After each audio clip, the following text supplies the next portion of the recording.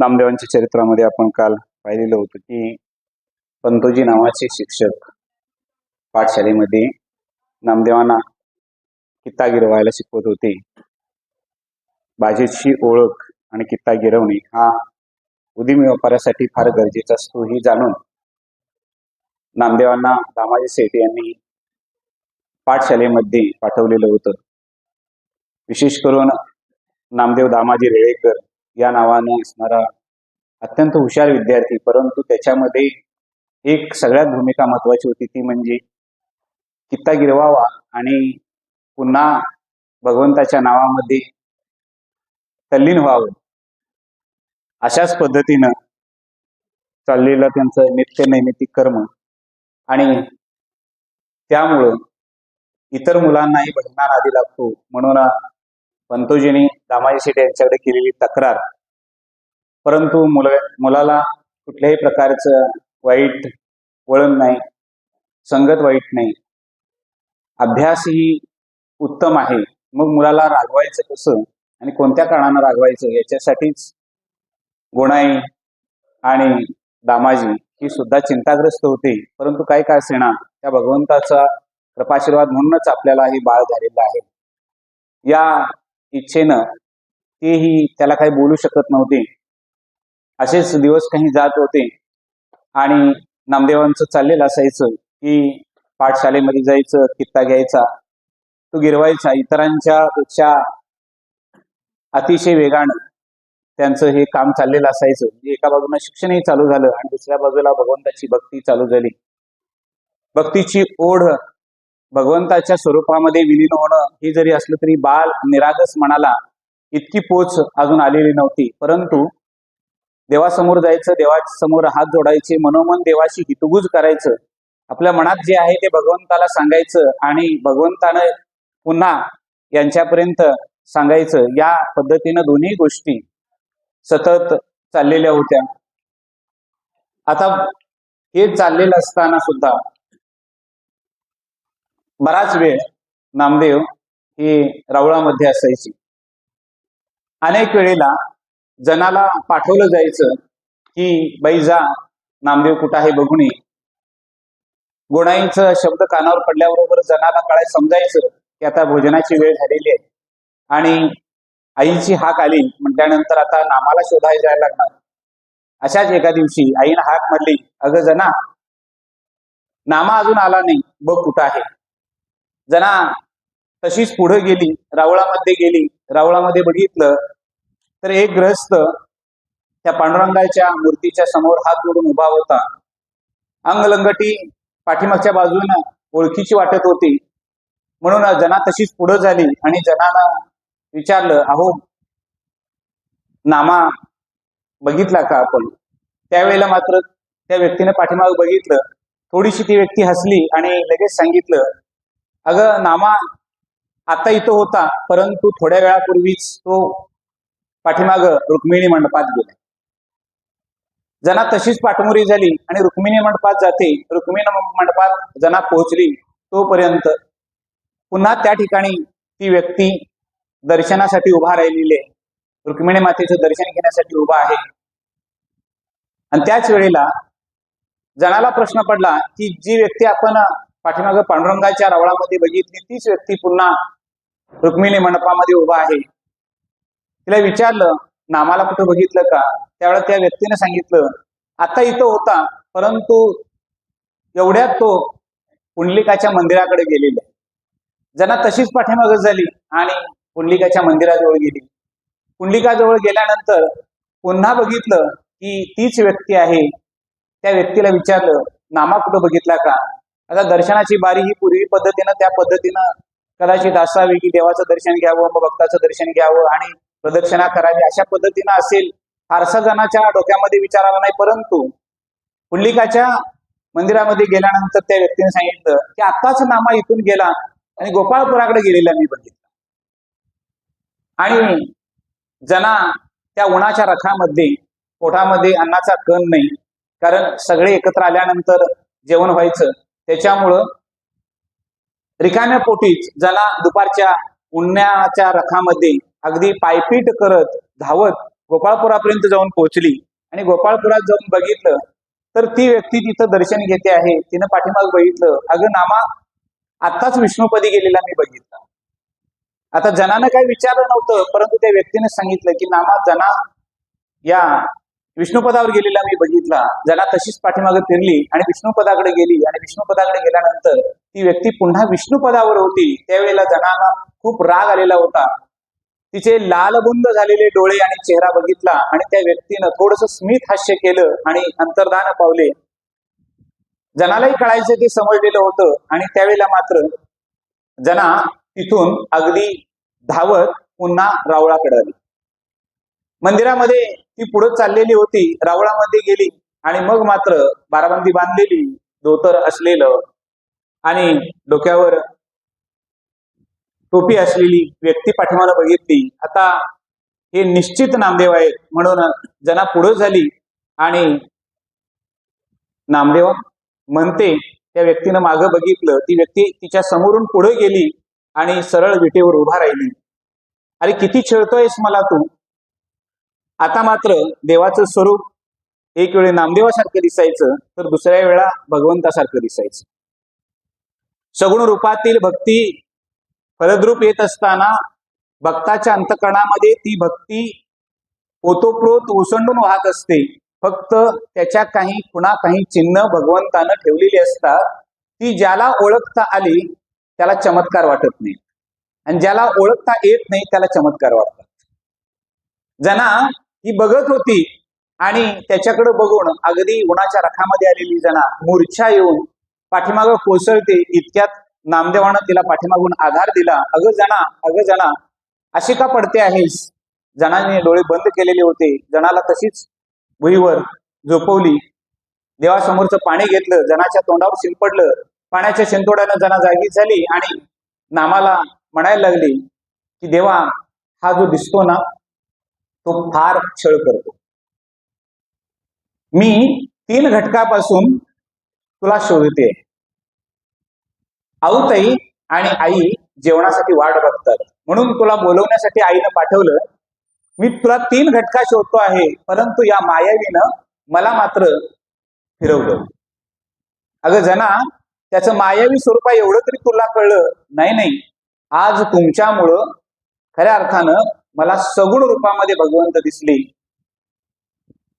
जनाबाई म्हणतायत की नामदेवांच्यामुळं मला स्वरूप उत्थान वृत्तीनं देवाचं सगुण स्वरूप कळलं. नामयाच्या कारणी नामदेवांच्यामुळे जनाबाईंचा अभंग आहे, लक्षात घ्या. नामदेवामुळं मला फक्त मिळालं, इतर मला मिळालं नसतं. आज कवित्व जनाबाईंचं सुद्धा बहरायला यायला लागले.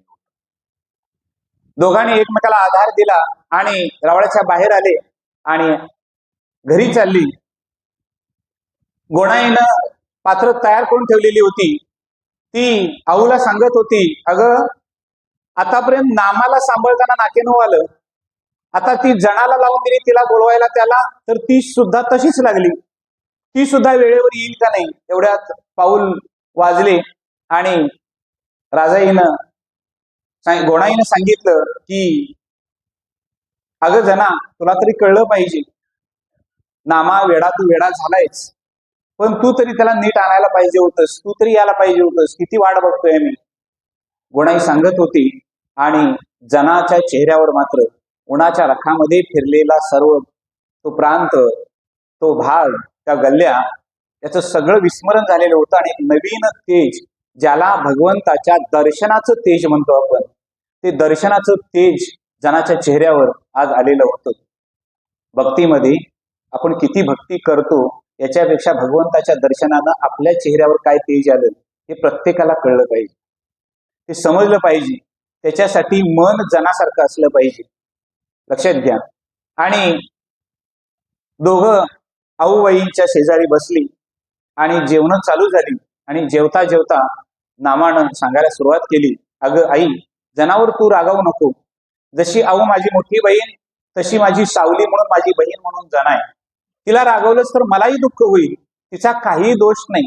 त्या मायावी परमेश्वरानंच, विठ्ठलानंच हे सगळा प्रपंच रचला आणि त्याच्यामध्ये मात्र मी आणि जना अडकलो. अरे नामा, तुला कळलं पाहिजे होतं की भोजनाची वेळ झाली, जेवणाची वेळ झाली, 2 प्रहर संपत आलेले आहेत आणि जेवण तशीच आहेत, तेव्हा जेवायला पाहिजे म्हणून मी रे. आता त्यावेळेला मात्र आपल्या आईची तुलना विठू माऊलीशी नामदेव करतात. ध्यानात घ्या, तो मायावी आहे खरा, परंतु देई पान्हा मज, की मला पान्हा जो पाजणारा आहे. एवढंच नाही, ते भगवंताला आळवताना सांगतात की तू हरिण व्हावं आणि मी पाडस व्हावं, तू पक्षीण व्हावं आणि मी तुझं पिलं व्हावं.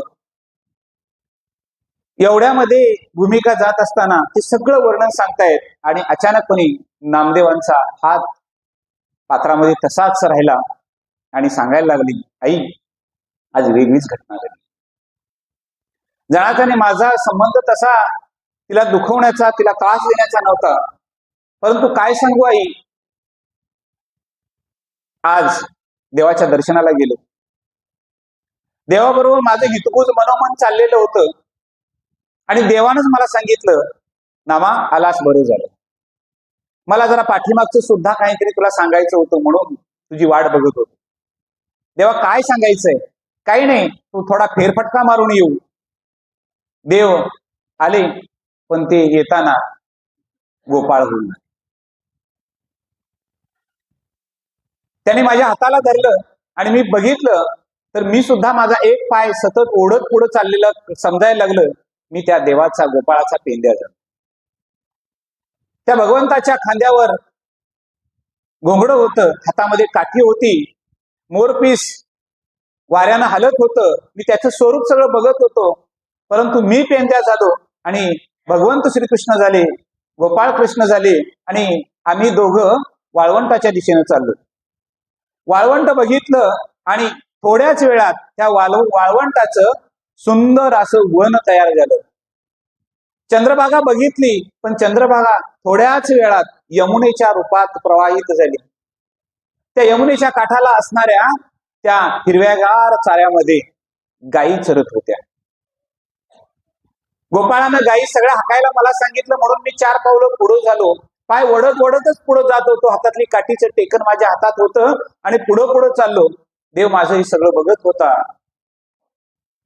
एवढ्यात काही हुशार गायी होत्या, त्या त्याच्यापासून बाजूला जाण्याचा प्रयत्न करत होत्या. मी त्यांना मारून एकत्र आणण्याचा प्रयत्न करत होतो. त्या यमुनेच्या काठाला असणाऱ्या गवताचा प्रदेश सोडून जे पीक आलेलं होतं, त्या पिकाला सुंदर अशी कणस आलेली होती.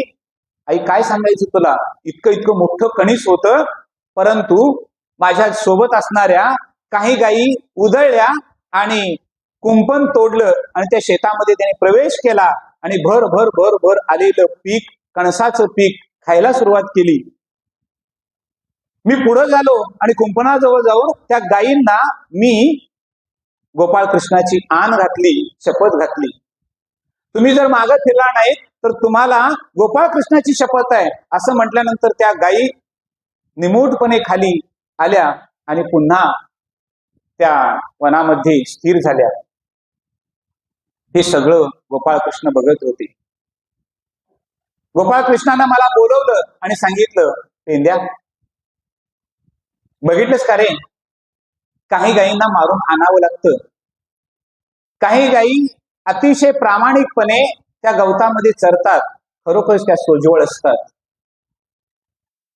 परंतु ज्या उधळल्या गायी, ज्याने कुंपण तोडलं आणि पिकामध्ये प्रवेश केला आणि आलेली चांगली चांगली कणसं खायला सुरुवात केली, त्या गायी म्हणजे अरे पेंद्या, त्या आपल्या शरीरामध्ये असणाऱ्या षडऋपू असणाऱ्या गायी, काम, क्रोध, लोभ, मोह, मद, मत्सर ह्या षड विकारांच्या गायी मनाच्या विरुद्ध पण जातात. त्यांना देवाची आण घालून देवाच्या भक्तीनं एकत्र आणावं लागतं. पेंद्या काय सांगू आई, देव हे सगळं सांगत होते आणि एवढ्यात कोणीतरी पडतंय असं मी बघितलं आणि मी पुढे झालो आणि आधार दिला तर जना खाली कोसळत होती आणि जनाला मी अंगावर पाणी मारलं, तोंडावर पाणी मारलं आणि जनानं घडलेला प्रकार सगळा सांगितला. एकाच वेळी भक्त द्वयांना दिलेला सगुण रूपातील साक्षात्कार आणि ज्ञानाची वृद्धी. अंतःकरण ज्या वेळेला माणसाचं निर्मळ असतं त्यावेळेला त्याला सहजपणे ज्ञान प्रविष्ट होण्याची तयारी त्याच्या अंतःकरणामध्ये झालेली असते. संत आमचे तेच सांगतात, सहज बोलणे हा उपदेश असतो. देवानं कृतीतून पेंद्या करावं लागलं आणि षड्रूपूंच्या गायी कशा अंगीकृत कराव्या त्यांना देवाचीच शपथ घालावी लागते, तर त्या थांबतात, नाहीतर त्या थांबत नाहीत. हे तत्वज्ञानाचा गाभा नामदेव आईला सांगत होता. दामाजी आधीच येऊन ओट्यावर बसलेले होते. ते बराच वेळ नामदेवाची सगळी हकीकत ऐकत होते. आज त्यांना धन्य झाल्यासारखं वाटत होतं. आपल्या कुळामध्ये एक देवाचा साक्षात्कारी पुरुष जन्माला आला याची धन्यता वाटत होती. आता मात्र नामदेवांनी अनेक ठिकाणी सायंकाळच्या वेळेला कीर्तनाला जायला सुरुवात केली. कीर्तनाच्या आनंदामध्ये नाचावं आणि ज्ञानाचा दीप घरोघरी जाऊन लावा याच्यासाठी त्यांची सतत सतत सतत सतत कीर्तन मालिका चालू झाली. लोकांना हे बाल रूप कीर्तनामध्ये नाचतेलं आणि भजनामध्ये गातेलं लोकांना आवडायला लागलं. अनेक वारकरी भक्त सद्भाविक जे होते ते पंढरपूरच्या आसपासच्या खेड्यामध्ये जायचे, मात्र जाताना नामाला हाक मारायचे, नामाला सोबत घ्यायचे आणि जायचे. आज एक दिवस झाला, 2 दिवस झालं, 2-3 दिवसानंतर काही एखादी व्यक्ती दामाजींच्या घरी यायची. गोणाई असायची, आऊताई असायची, जना असायची आणि तिथं सांगायची, अहो नामदेवांची आई ऐकलत का? हो काय झालं, नामा कुठं आहे? तुमच्याबरोबर गेलेला होता परवा. हो नामा आमच्याबरोबर गेला होता, पण आणखीन 2 दिवस अजून येणार नाही, कारण तो तिथूनच पुढच्या गावी गेलेला आहे. नामासाठी निरोप मिळाला की गोणाईला थोडस दुःख व्हायचं की उमद वय आहे, शिकण्याचं वय आहे. आता वडिलांचा व्यवसाय व्यापार चालवणं ही क्रमप्राप्त इच्छा आईची होती, म्हणून थोडीशी ती खिन्न व्हायची. नामा 4-5 दिवसानं परत यायचा आणि त्यावेळेला आई मात्र गोणाई सांगायची की नामा, अरे वडिलांच्या व्यापारामध्ये वडिलांच्या व्यवसायामध्ये तू हातभार लावला पाहिजेस, आमची इच्छा काय आहे. दामाजी सुद्धा ते ऐकत होते. दामाजी आत आले आणि दामाजींनी सुद्धा नामदेवाला अतिशय समजुतीच्या स्वरामध्ये जवळ बसून सांगायला सुरुवात केली. नामा, व्यवहार आणि परमार्थ याच्या तफावत करायची. व्यवसाय सांभाळला पाहिजे कारण ते कृतकर्म आहे, त्याच्यावर चरितार्थ आहे. उत्तम चरितार्थाचं साधन म्हणून आपण सांभाळावं आणि परमार्थ करावा. आपल्या अनेक पिढ्या अशाच नामायात आलेल्या आहेत. परमार्थ आम्ही कधी सोडलेला नाही, देवाची भक्ती कधी सोडलेली नाही, देवाचं नामस्मरण कधी सोडलेलं नाही, परंतु तू मात्र हे अजून शिकण्यासाठी घेत नाहीस. होय बाबा बघू, एवढंच नामानं उत्तर दिलं आणि नामा पुन्हा रावळात गेला. कारण 5-6 दिवसापूर्वी रावळात जाऊन देवाला भेटलेला होता. आता मात्र देवाला भेटण्याची इच्छा अनावर झालेली होती. बाबांच्या शब्दाला होकार दिला आणि नामा मंदिरात गेला. बराच वेळ देवाशी हितगुज झालं, मनोमन इच्छा व्यक्त केली आणि पुन्हा आला. जेवणच झाली, सायंकाळची वेळ झाली, सांज आरती झाली आणि सांज आरतीने सगळे झोपी गेले. दुसरा दिवस उजाडला आणि अगदी सकाळीच भगवंताची आरती चालू झालेली होती. त्या आरतीनं प्रत्येक जण पंढरपुरातली व्यक्ती उठायची आणि राऊळामध्ये जायची. नामाही उठला आणि नामाही गेला. अगदी नामा सगळ्यात शेवटला होता. काही लोक पुढे काही मंत्र म्हणत होते, काही स्तोत्र म्हणत होते, काही उच्चारण चाललेलं होतं आणि एवढ्यात नामाच्या मुखातून शब्द चालू झाले, उठा पांडुरंगा, आता दर्शन द्या सकळा. झाला अरुणोदय, सरली निद्रेची वेळा. अगदी सामान्य भाषेमध्ये, सोप्या भाषेमध्ये, लोकांना कळेल अशा भाषेमध्ये नामदेवाचा काकडा चालू झाला. लोकांनी झप झप झप झप वाट करती झाली. नामा आहे त्याच ठिकाणी उभा राहून काकडा गात होता. काकडा झाला आणि काकडा संपल्यानंतर सगळेजण देवाच्या पाया पडत होते. आता नामाची कीर्ती थोडी थोडी थोडी लोकांना कळत होती, समजत होती. नामांचं कवित्व भरायला आलेलं होतं. पाठीमागे जना होती, ती अतिशय तृप्ततेनं आपल्या बंधुरायाची अभंग गात असणारे ते ऐकत होती. काकडा संपला, सर्वांनीच देवाला नमस्कार केला आणि जाताना नामा मात्र देहभान झाला. भानावर आला आणि नामानं बघितलं तर आपली आई आपल्या आधीच येऊन उभा राहिलेली होती. जी आधी आलेली होती ती पुढे होती. ती पाठीमागं परतली आणि जाताना मात्र नामाकडं बघत गेली. ती काहीच बोलली नाही. सगळेच निघून गेले आणि देवासमोर नामा एकटाच उभा राहिला. देवा, माझं चुकलं का? म्हणून विचारायला लागला. माझी आई माझ्या आधी काकड्याला आली. देवानं सांगितलं, नामा, तू जसा माझा भक्त आहेस तसेच तुझे सगळे कुटुंबीय माझे भक्त आहेत. तेव्हा ती रोजच येते रे. मग आज फक्त माझ्याकडे तिनं बघितलं, मला काही बोलली नाही, चेहऱ्यावर कुठलाही भाव नाही, माझ्यावर डोळे सुद्धा वाटारले नाहीत. ती तशीच निघून गेली. तुला ती काही बोलली नाही, पण ज्यावेळेपासून ती रावळात आली त्यावेळेपासून मला बोलत होती. देवा, तुम्हाला बोलत होती? होय नामा, मला बोलत होती. ती सांगत होती की नामाला तू वेडा केलायस, तू खूप स्वार्थी आहेस. आणि ती आल्यापासून एवढंच बोलत होती की आमच्यापासून नामाला वेगळा करायचा तू प्रयत्न करतोयस. तुझ्या कृपेनंच नामा झाला, परंतु एवढं सुद्धा आई वडिलांच्या पासून आणि बहिणींच्या पासून त्याला बाजूला खेचणं हे बरोबर नाही. हे खडे बोल ती मला सुनावत होती, ती मला ऐकवत होती. तेव्हा नामा, तूच विचार कर. नामा, व्यापार सुद्धा सांभाळला पाहिजे. ज्याचा कर्मयोग श्रेष्ठ असतो तो भक्तियोगामध्ये कधीही कमी पडत नाही. भगवंतानं पुन्हा एकदा उजाळा दिला स्वतःच्या तत्वज्ञानाचा. म्हणून कर्मयोग श्रेष्ठ आहे, भक्तियोगही श्रेष्ठ आहे, पण कर्म करून भक्ती केली तर ती सर्वश्रेष्ठ उच्चतम भक्ती होते. नामा, तुझ्यामुळे मला बोल खावे लागले. होय देवा, आतापासून तुला बोल लागणार नाही. कारण राजाईनं सायंकाळच्या वेळा झोपतानाच ठरवलेलं होतं की आता नामाला काही बोलायचं नाही. नामाच्या वडिलांनी दिवसभर सांगून बघितलं, नामा होकार देतो आणि पुन्हा आहे तसं. आता त्याला काही बोलायचं नाही. आता जे बोलायचं ते कुणाला बोलायचं? पांडुरंगाला बोलायचं, देवाला जाऊन सांगायचं, म्हणजे तो बरोबर सांगेल. म्हणजे ही मुलांची कळ आई वडिलांना कळली पाहिजे. ध्यानात घ्या. म्हणजे मुलं कुणाचं ऐकतात हे ज्या वेळा आई वडिलांना कळतं त्यावेळेला त्या मुलांच्यावर संस्कार करायला फार वेळ लागत नाही. पण आम्हाला कळतच नाही की आमची मुलं कुणाचं ऐकतात ते, कारण तेवढा वेळ आम्ही आमच्या मुलांना दिलेला नसतो.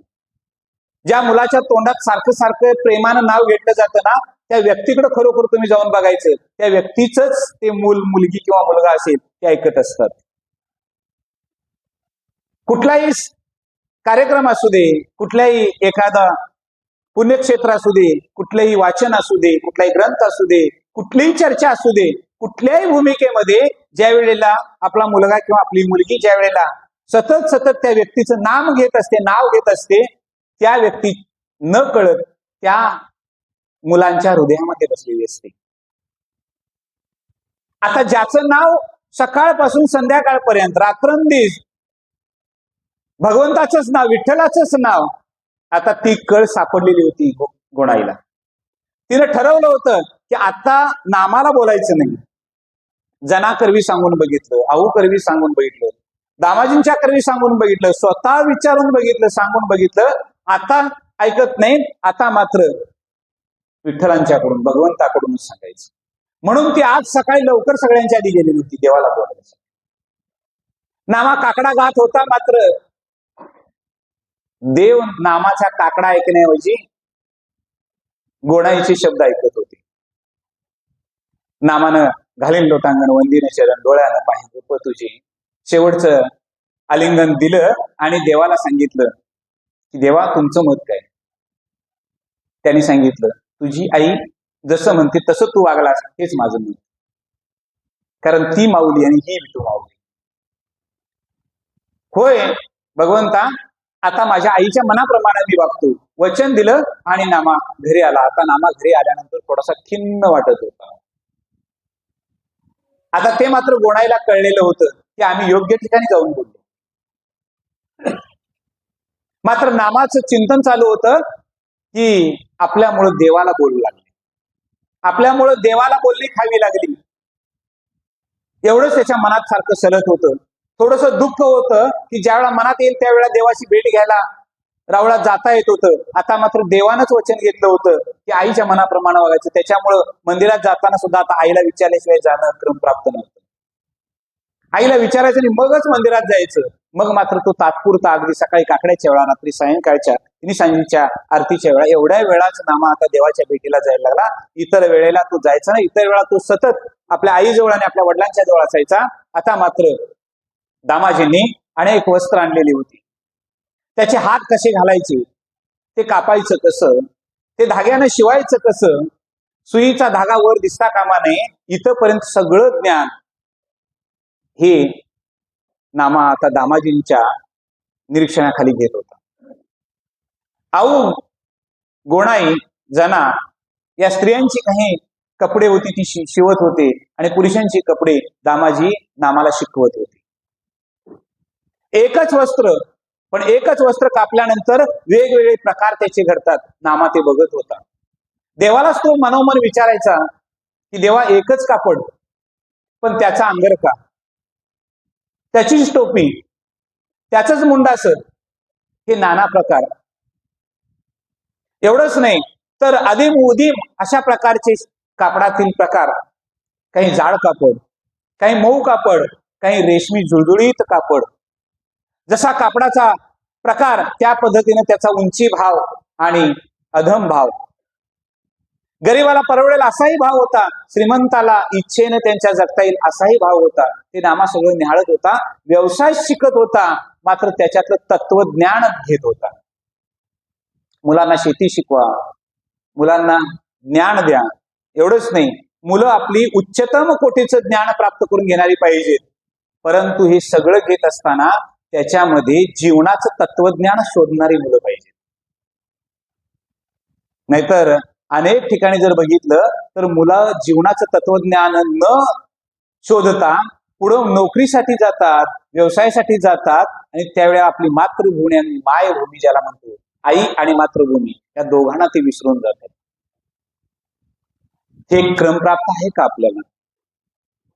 म्हणजे परदेशात जाऊन आपल्या बुद्धीची चातुर्य दाखवावं याला काय हरकत नाही, परंतु आपली आई आणि आपली मातृभूमी आपली वाट बघते हे सुद्धा मुलांना कळावं आणि पुन्हा तिने मायभूमी यावं आणि या मायभूमीची सेवा करावी. याला म्हणतात संस्कार आणि तत्वज्ञान. तो नामा तत्वज्ञान शिकत होता त्याच्यातून.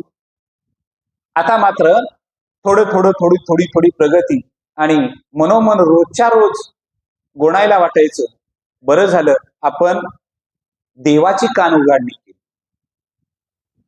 रोज नामाची कान उघाडणी करण्यापेक्षा एकदाच देवाची कान उघाडणी केली. आता आपल्याला काही चिंता करायची गरज नाही. नामा नीट लागला. थोडे दिवस गेले, नामा शिवायला शिकला. आता मात्र गोणाईनं दामाजींच्याकडे इच्छा व्यक्त केली. अहो ऐकलत का? हा बोल ना, काय की येणारा पुढचा आठवडी बाजार जो आहे त्या आठवडी बाजाराला नामाला पाठवावा अशी माझी इच्छा आहे. तुमचं मत काय? त्यावेळेला मात्र दामाजींनी सांगितलं, हो मी तोच विचार करतो की आता नामा यामध्ये चांगला तरबेज झालाय. आता त्याला बाजार हाट एकदा कळला की नामाबद्दलची चिंता करण्याची आपल्याला गरज नाही. त्याला बाजार कळला पाहिजे एवढंच. येणारा आठवडी बाजार दिवस पुढे पुढे सरकत होते. आठवडी बाजार अगदी उद्यावर येऊन ठेवलेला. उद्यावरच्या आठवडी बाजारला आदल्या दिवशी सगळं बांधून चुंबून सगळं ठेवलेलं होतं. आता ते नामाला कळत नव्हते की हे सगळं मला दाखवून का ठेवतात. ही स्त्रियांची वस्त्र आहेत, ही पुरुषांची वस्त्र आहेत, ही लहान मुलांची वस्त्र आहेत, हे आंबड झोंबड काकडं ही सगळी कापडं एकत्र ठेवण्याचा प्रयत्न सगळा नामाला कळत नव्हतं. आणि सगळं गाठोडं बांधून झाल्यानंतर राजाई आणि गोनाई आणि दामाजी यांनी सांगितलं की नामा उद्या तुला बाजारला जायचं. आता उद्या पहाटे बाजारला जायचं म्हणजे देवाचं दर्शन नाही, देवाकडे येणं नाही. बाजारातून कधी येईल त्यावेळेला पुन्हा देवाला भेटायचं म्हणजे देवापासून ताटात होत. बाजारात गेल्यानंतर त्याचं नामस्मरण होईल याची शाश्वती नाही म्हणजे नामापासून ताटात होत. एखादा मोठा दगड काळजावर ठेवल्यासारखं नामाला वाटायला लागलं. परंतु बाजार उद्यम व्यापार कळला पाहिजे हा आई वडिलांचा अट्ठास आणि आपण देवाला दिलेलं वचन नामाला सतत आठवत होतं. आता इथून पुढे कसं वागायचं होतं आईच्या मताप्रमाणे. देवानं सांगितलेलं होतं. त्यामुळे देवाचा इथं काही संबंधच नव्हता. आई सांगेल ते. आता आईनं सांगितलं म्हटल्यानंतर जातो आई, बाबा जातो. रात्रीच्या वेळी जेवण झाली आणि सगळे झोपले. नामा कूस बदलत होता. नामाला सारखं वाटत होतं हे आपल्याला जमेल का, आणि जमण्यापेक्षा सुद्धा माझ्या विठुरायाचं भजन तिथं होईल का. आजची अवस्था आहे का बघा अशी. म्हणजे बऱ्याच वेळेला वारीमध्ये जाताना सुद्धा असा अनुभव आम्हाला येतो की गावाकडच्या चर्चा असतात. सोहळ्याच्या वाटेला आपण चालत असतोय, पंढरीच्या वाटेला आपण चालत असतोय, चर्चा कुठल्या, गावाकडच्या चर्चा असतात. म्हणजे आदरणीय सद्गुरू तळाशकर महाराजांच्या दिंडीचं एक प्रमाण आहे पूर्वीचं, म्हणजे ते सांगत होते आम्हाला नेहमी की रामकृष्ण हरी म्हटल्याशिवाय किंवा पांडुरंगाचं भगवंताचं नाव घेतल्याशिवाय दिंडीमध्ये पाय पुढे टाकायचा नाही. चुकून आपण रामकृष्ण हरी तोंडानं म्हटलं नाही आणि आपले 2 पाय जर पुढे पडले तर तेवढे पाय मागं यायचं आणि परत नाव घ्यायचं आणि मग पुढे जायचं. लक्षात घ्या, वारीची परंपरा तशी एवढी सोपी नाही आहे. आज काही सहज शक्य आहे, म्हणजे जिथं जातोय आपण तिथं आपण सांगितलेला मेनू खायला मिळतोय. बरोबर की नाही बघा. फक्त आपण जाण्याचं काम करायचं बस, दुसरं काही नाही. मग एक ध्यानात घ्या, इथं प्रसंग असा आहे की बाजारला जायचं आहे पण देवाचं नाव तिथं घडेल का, या काळजीमध्ये नामा कुस बदलत होता. पहाटे पहाटे अगदी झोप लागली. झोप लागल्यानंतर नामाजवळ देव आले, फक्त हसले आणि अंतर्धान पावले. नामा त्यानं जागा झाला. गोणाई उठून पाणी तापवणं, इतर शिंपडणं, सडा रांगोळी जनाचं चाललेलं होतं, आऊचं पाणी भरणं चाललेलं होतं. हे सगळं नित्याचे व्यवहार चालू झालेले होते. नामा खडबडून जागा झाला आणि देवानं हसलेलं पाहिलं. उठला, स्नान संध्या आवरली, देवाच्या दर्शन घ्यावं म्हणून गेला. दर्शन घेतलं आणि पुन्हा जड पावलानं आला, कारण आता परत कधी दर्शन होते नाही. आल्यानंतर मात्र आईनं तोपर्यंत भाजी भाकरी बांधून एका कापडामध्ये ठेवलेली होती. वडिलांनी घोड्याला काही चारा खाऊ घातलेला होता आणि त्या घोड्यावर दोन्हीकडल्या बाजूला कपड्यांची गाठोडी बांधून ठेवलेली होती. नामा आला. दारामध्ये आल्यानंतर नामाच्या हातावर दही साखर दिलं आणि आईने सांगितलं, बाळा मी वाट बघते तुझी संध्याकाळी, चांगला व्यापार कर. वडिलांनी सांगितलेलं सगळं ऐकलंच आहे. माझा तुझ्यावर पूर्ण विश्वास आहे. तुझ्या हातून अघटित काही घडणार नाहीये. तू याच्यात यशस्वी होणार. लक्षात घ्या, आज आम्ही म्हणतोय पॉझिटिव्ह थिंकिंग. तुम्ही थोडस पाठीमागे जाऊन बघा की आमच्या संतांच्या चरित्रामध्ये पॉझिटिव्ह थिंकिंग म्हणजे काय. होकारार्थी जीवन. व्यापार म्हणजे काय माहिती नाही कोणाला, तरी सुद्धा ती म्हणते तू यशस्वी होणार. पहिला व्यापार आहे. आजची मम्मी कदाचित म्हणेल चाललास, जमल काय बघ, नाही जमलं बांध आणि परत ये, हाईतच हे लावून देतो. नाही जमलं तर तिथनं फोन कर, यांना गाडीवर लावून देतो.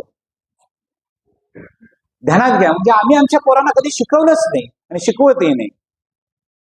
आमच्या पोरांना व्यापार शिकवत नाही, आम्ही शेती शिकवत नाही. पाणी पाजायला वाकुरं मोडायला जायला पोरांना आमच्या काय अडचण आहे. पण मम्मी नावाची एक वस्तू आहे, ती वस्तू घरातली अशी म्हणते, आई नाही हा, मम्मी नावाची वस्तू.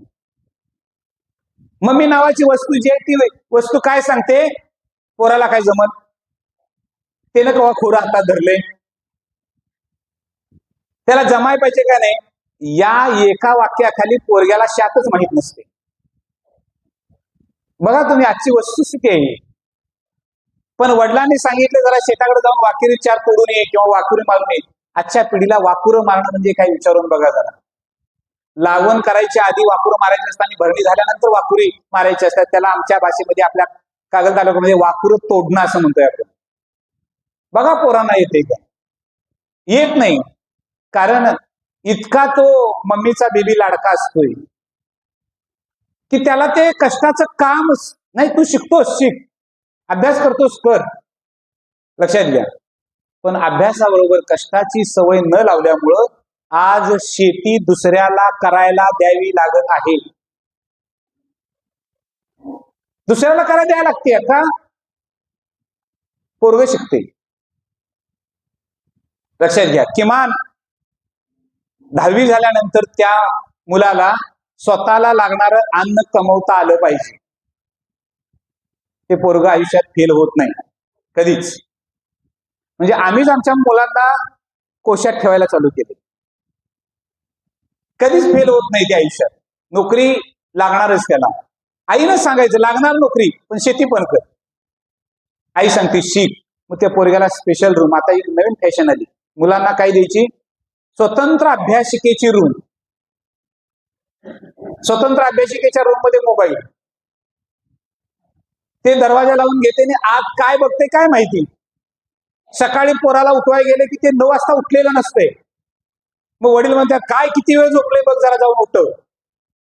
मग मम्मी नावाची वस्तू आत जाते आणि त्याला म्हणते लेकरा उठ, बाबा कावलाय.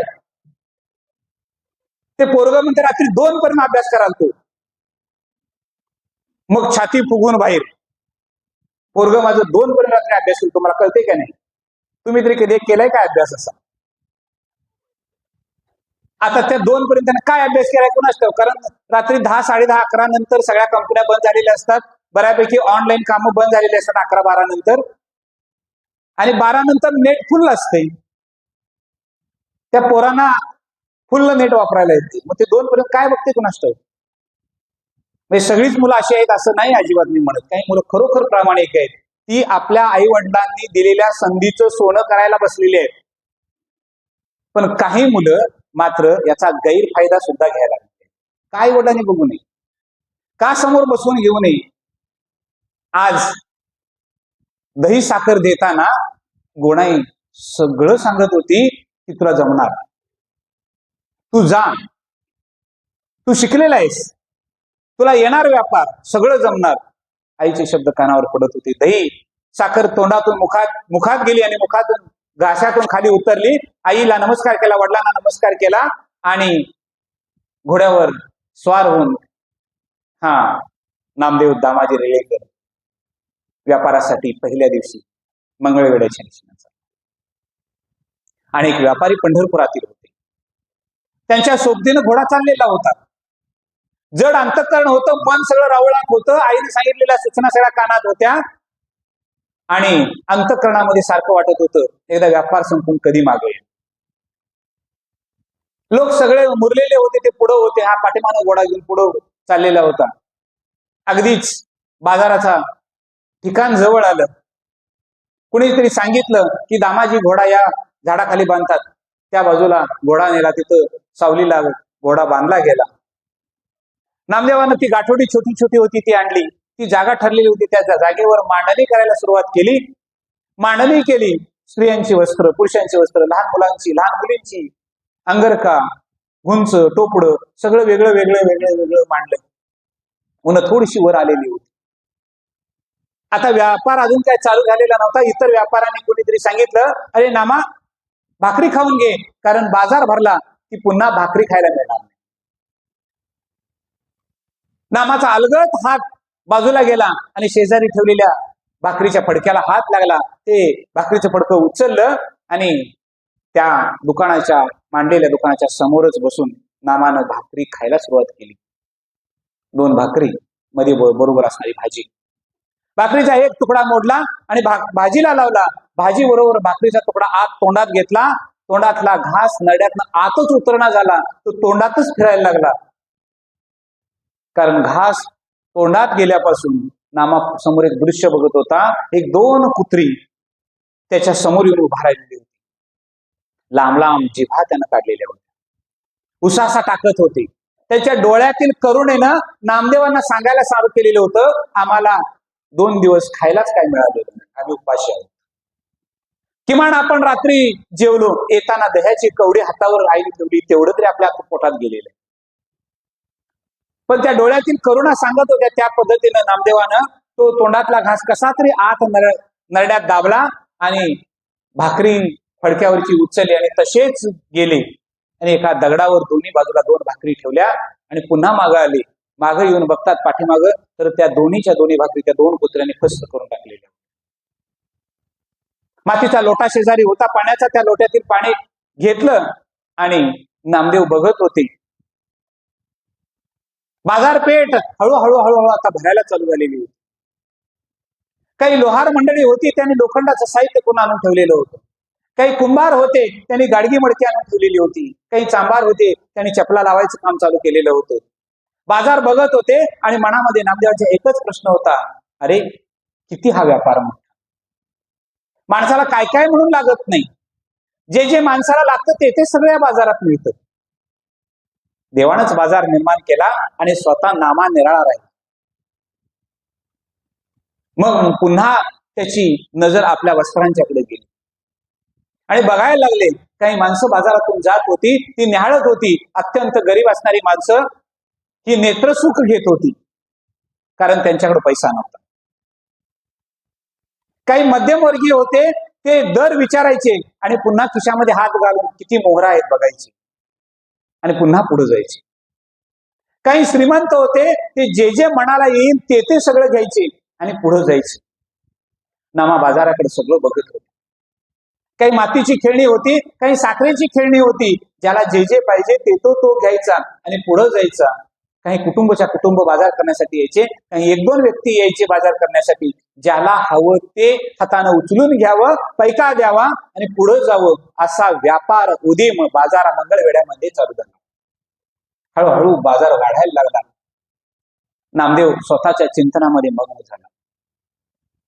ध्यानात घ्या, सांसारिक कार्य करत असताना आपण नेहमी चिंतनात असलं पाहिजे आणि आपण चिंतनात राहण्यासाठी सकाळी आपल्याकडे काकडा असला पाहिजे. मी का मुद्दा मी सांगते आपल्याला, कारण आमच्या काकड आरतीमध्ये प्रकरण 1 पासून, मालिका 1 पासून ते 5 मालिकेपर्यंत सगळे अभंग जर तुम्ही चिंतनात आणले, त्यातल्या एक अभंगातील एक शब्द चिंतनात आणायचा बस. तुम्हाला जर 80 वर्षाचं आयुष्य असेल तर पूर्ण काकडा समजत नाही. रोज एक अभंग घेऊन सुद्धा चिंतन का असावं. ज्या वेळा चिंतन आपलं चालू असतं त्यावेळेला आपल्याजवळ येणारी चिंता बाजूला जाते. ज्याच्याजवळ चिंता आहे त्याच्याजवळ देव कधी येत नाही. ज्याच्याजवळ चिंता आहे त्याला देव कधी सहकार्य करत नाही. निसर्ग सहकार्य करत नाही. लक्षात घ्या, निसर्ग सहकार्य करत नाही. माणसं तरी कशी सहकार्य. मग ते म्हणतात बघा, याच्या चेहऱ्याकडे बघितलं की पुढचं मन तुम्हाला माहित आहे, पाणी सुद्धा प्यायला मिळायचं नाही.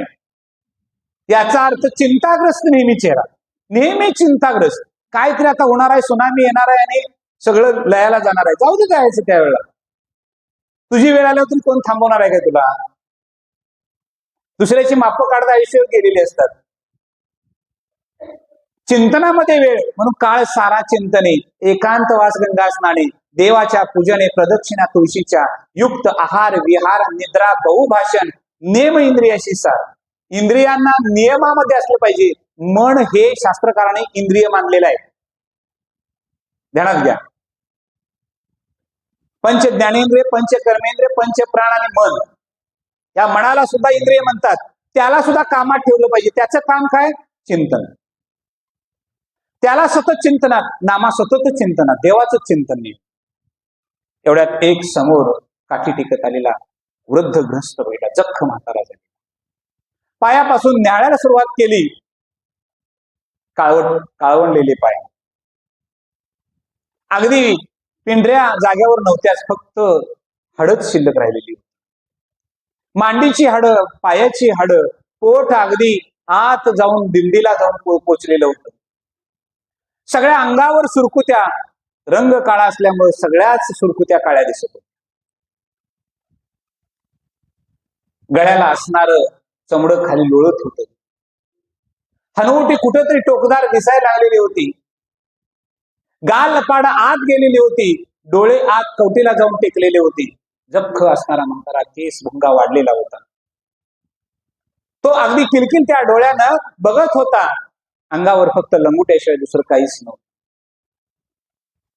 त्या केविलवाण्या नजरेकडे नामदेवाची नजर गेली आणि नामदेवाने विचारलं, आजोबा काय पाहिजे?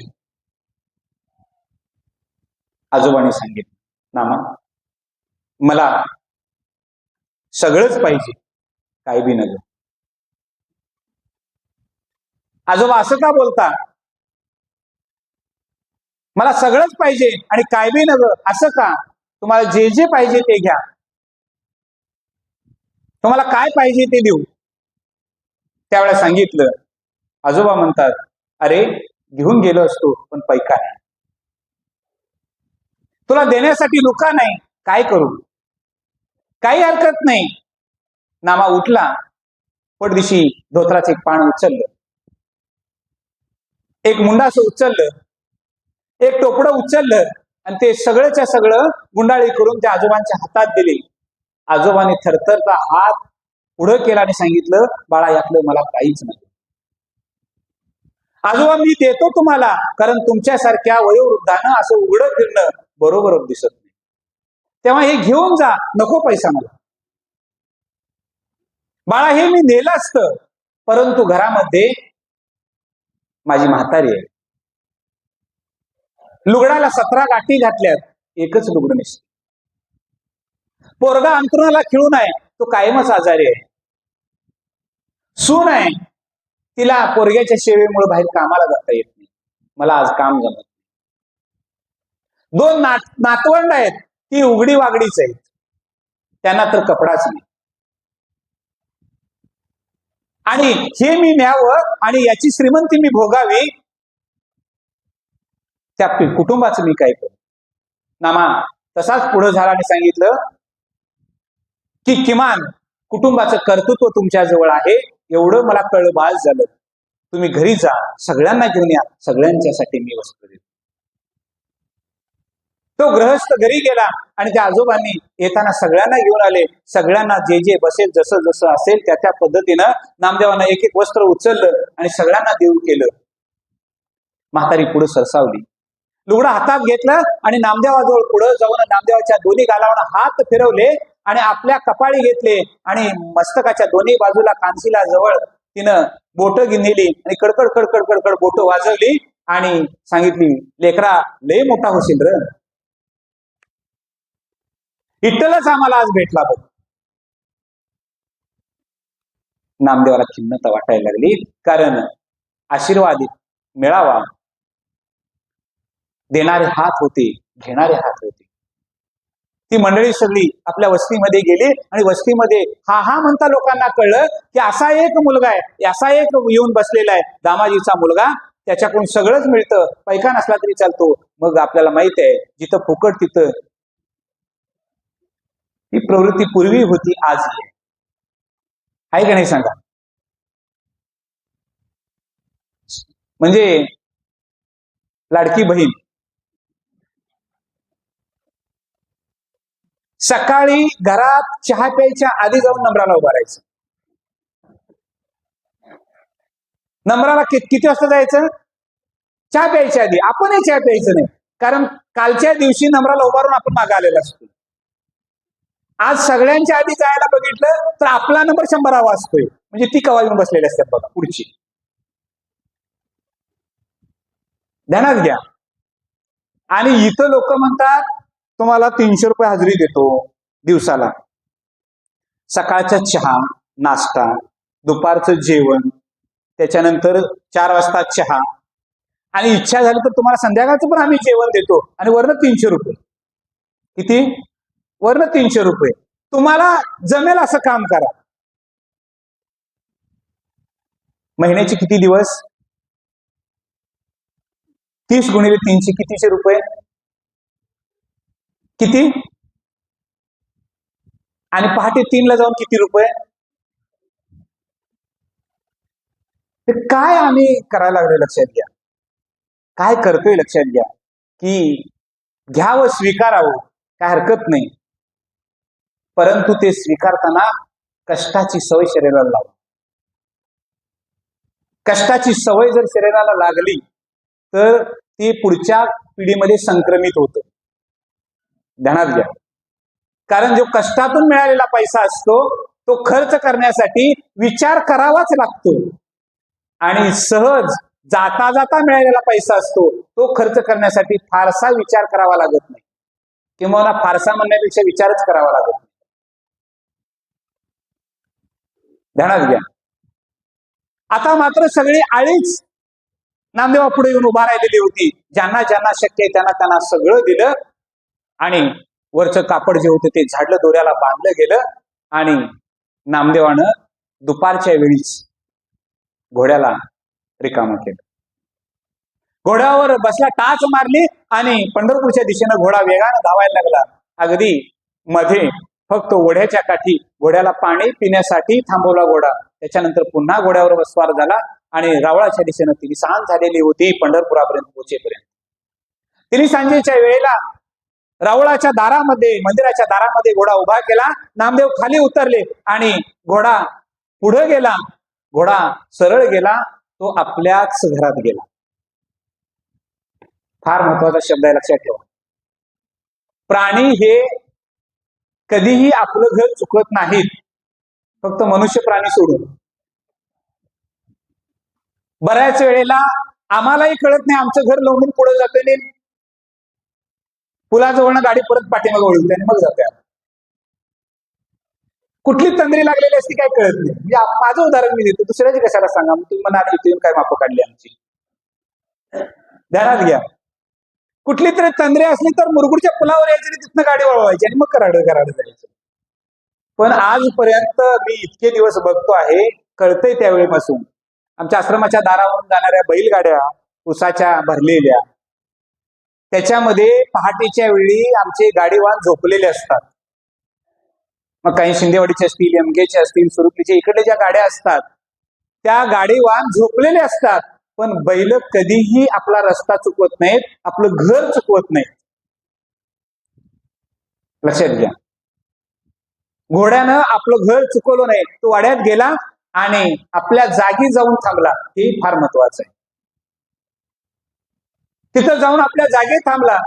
दामाजी बसलेले होते नामदेवाची वाट बघत. घोड्याला दावं लावलं गेलं आणि त्याला खुराक दिला आणि पुन्हा आपल्या जागी ओटीवर जाऊन बसले. गोनाई आत बाहेर करत होते, कारण नामदेवाला सांगितलेलं होतं की नामा, बाजार झाला की तू लवकर ये, तुझ्यासाठी मी दही वडे करते. गोनाईनं दही वड्याचा बेत करून स्वयंपाक पूर्ण केलेला होता. दही वडे ठेवलेले होते करून, स्वयंपाक पूर्ण रांधलेला होता. आऊ जना नामदेवांची वाट बघत होते, परंतु नामा घराकडे चालला नाही. रावळामध्ये दर्शन घेतलं आणि नामा तिथूनच बाजूला झाला. बराच वेळ झाला, रात्र वाढायला लागली. दामाजी सरळ घराच्या बाहेर पडले आणि वाड्यातून बाहेर पडताना मात्र विचारायला लागले की नामा आमचा बघितला का. काही दुकानं बंद व्हायला चाललेली होती, काही व्यापारी आलेले होते. त्या व्यापाऱ्याने इथे मुद्दा सगळा नामदेवांचा त्यांना सांगितलेला होता. एखादा पराक्रम केल्यानंतर मुलाचा आई वडिलांना सांगण्यासाठी गावातला एखादा माणूस जात नाही. लक्षात घ्या, हे दुर्दैव आमचं आहे. एखादा पराक्रम केला तर गावातल्या एखाद्या माणसानं आई वडिलांना पळत जाऊन सांगावं, तुमच्या मुलग्यानं पराक्रम केला, तुमच्या मुलग्यानं एमपीएससी मध्ये पोस्ट काढली, तुम्हाला माहित नाही अजून. तुमचा मुलगा 10वी मध्ये 95% पास झाला, तुम्हाला माहित नाही अजून. हे सांगण्यासाठी जावं, पण नापास झाले की त्याच्या दारात जातात. काय केलं तुमच्या पोरग्यात, काय दिवे लावले. लक्षात घ्या, दामाजींना ही सगळी बातमी कळलेली होती. रावळापर्यंत गेले. आता शेजारची रात्रीची हो झालेली होती आणि कुलप लागलेली होती मंदिराला. नामा तिथं नव्हता. नामाची शोधाशोध चालू झालेली होती. नामा पुंडलिकाच्या मंदिरामध्ये जाऊन खोपराचं उस करून झोपी गेलेला होता.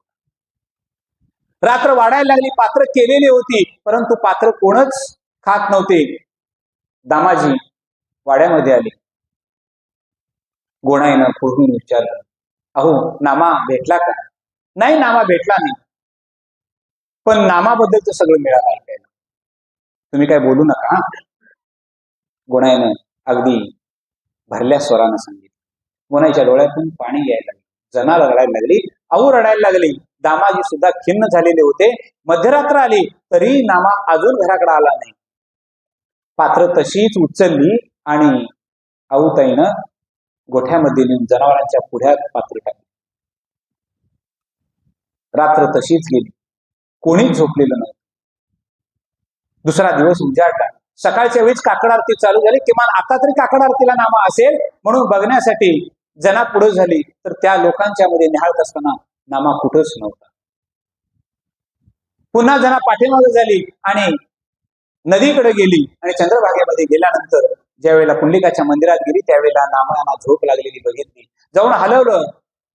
अहो नामा उठा, आम्ही सगळेच तुमची वाट बघतोय, आधी घरी चला. जनानं नामाला उठवलं आणि जना नामाला घेऊन घरी आली.